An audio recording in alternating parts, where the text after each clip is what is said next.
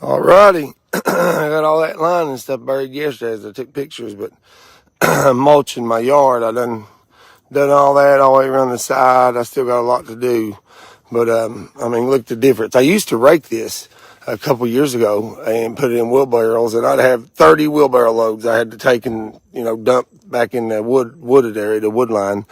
But I mean, you can see, like I said, I shoot it all in the woods, but I mean, look how much better it looks. That's a beast. That big hustler is a beast.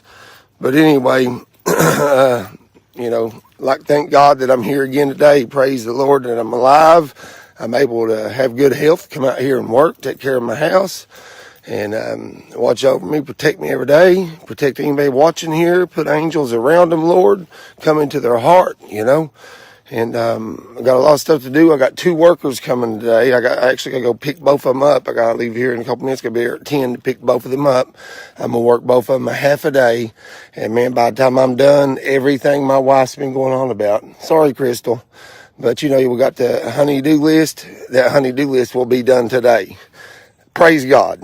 And then I'll show you the building afterwards and everything. But all right, guys, y'all talk to God.